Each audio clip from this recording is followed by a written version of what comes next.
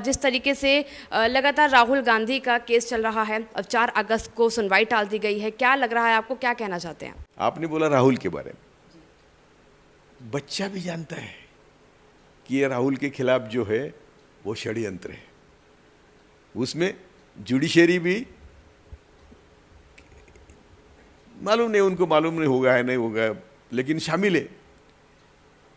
कर्नाटक में ऑफेंस होता है और राहुल जी क्या बोलते हैं?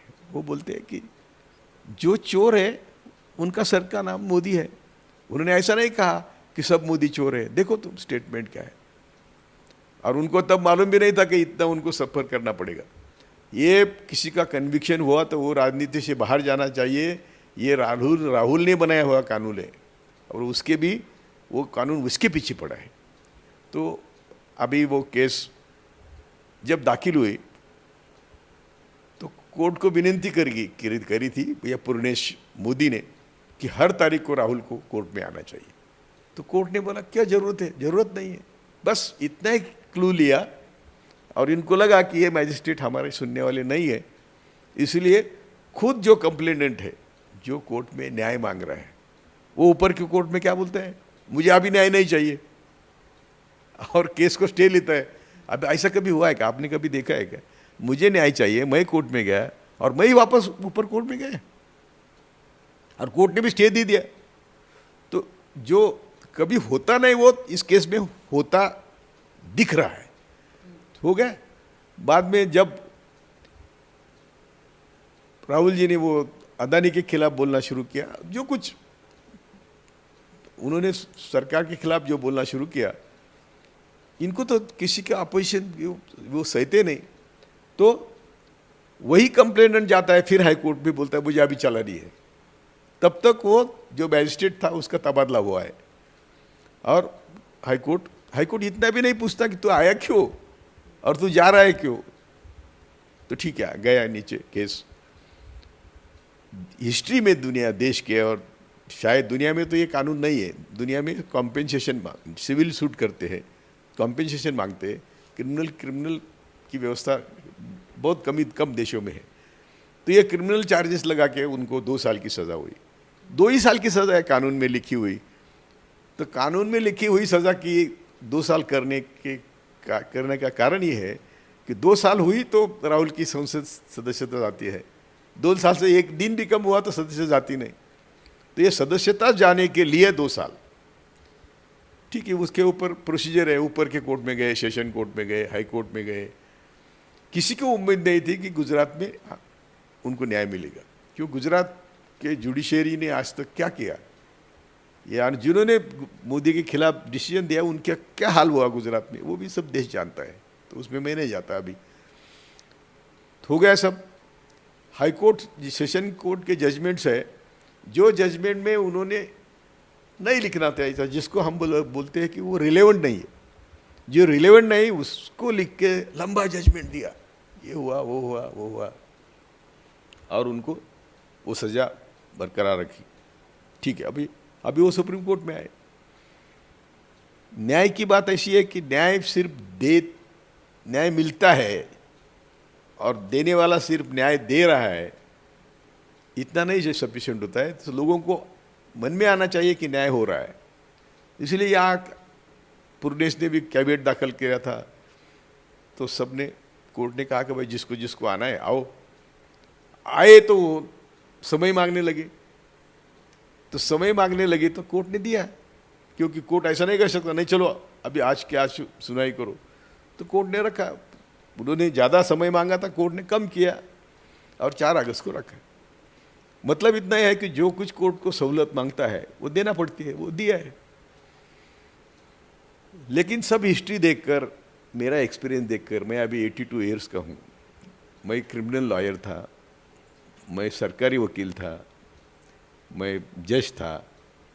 तो मेरे तजुर्बे के तहत मुझे लगता है कि कभी भी किसी को ऐसी डिफेमेशन केस में ज़्यादा से ज़्यादा यानी 2 साल की सज़ा हुई नहीं। एक आध दूसरी हुई होगी तो बात अलग है, ठीक है। तो सुप्रीम कोर्ट क्या करेगा आप कहते हैं? ये तो हम जजेस को, मैं तो बोला मोदी को भी हम ईश्वर और माता पिता के समान समझते हैं, इसीलिए कि उनके हाथ में हमारी सब बागडोर है। न्याय संस्था को मैं हमेशा वही कहता हूँ कि आप तो हमारे ईश्वर है, माता पिता है, और हमारे जैसे एक्टिविस्ट को तो बहुत ज़्यादा जुडिशरी की ज़रूरत है। तो भी सुप्रीम कोर्ट यदि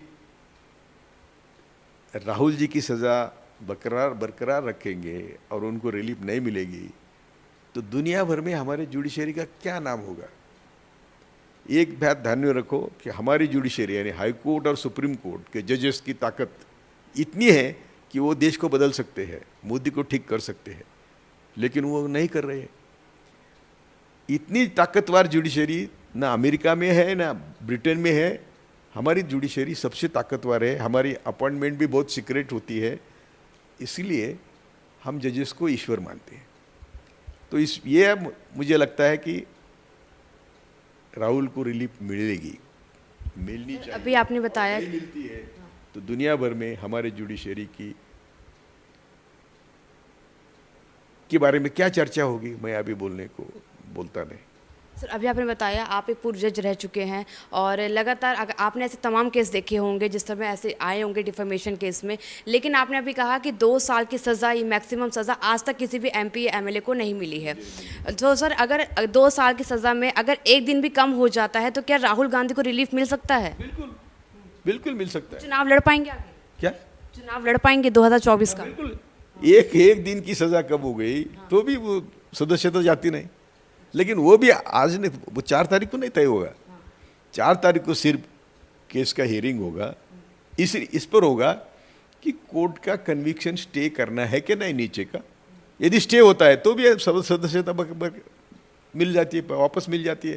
क्योंकि एक अभी लक्षद्वीप का उदाहरण है, एक MP का, और सिद्धू का बहुत उदाहरण है कि स्टे कन्विक्शन स्टे होता है तो उसको रिलीफ मिल जाती है।